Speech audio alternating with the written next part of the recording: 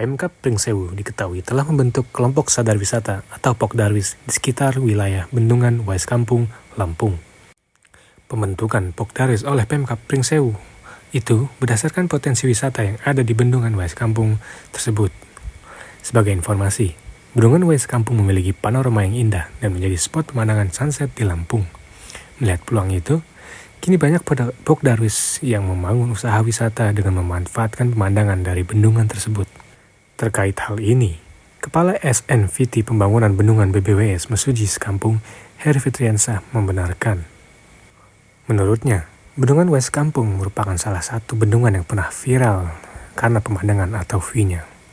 Setelah itu, Pemkab Pringsewu mencari kesempatan untuk membentuk Pokdarwis dan memanfaatkan view bendungan tersebut.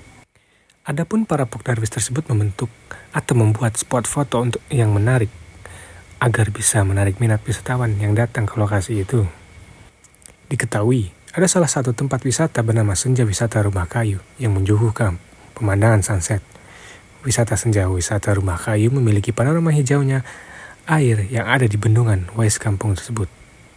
Bendungan Wais Kampung ini salah satu yang mungkin sempat viral dulu, yang ada jembatan terpanjang di Lampung. Itu daerah genangan kita, sehingga pemerintah Kabupaten Pringsewu membentuk namanya Pokdarwis, kelompok sadar wisata, sehingga masyarakat hulu itu saat ini sudah banyak memanfaatkan view-nya, sehingga mereka membuat spot-spot foto, wilayah-wilayah, sehingga masyarakat hulu bisa memanfaatkan spot-spot foto dengan menampung banyak pengunjung. Mungkin pengunjung lokal atau apa, ya mungkin Mas juga udah pernah ke sana melihat potensi-potensi itu. Jadi salah satu pergerakan masyarakat saat ini di posisi Pringsewu itu dengan wisata-wisata lokalnya.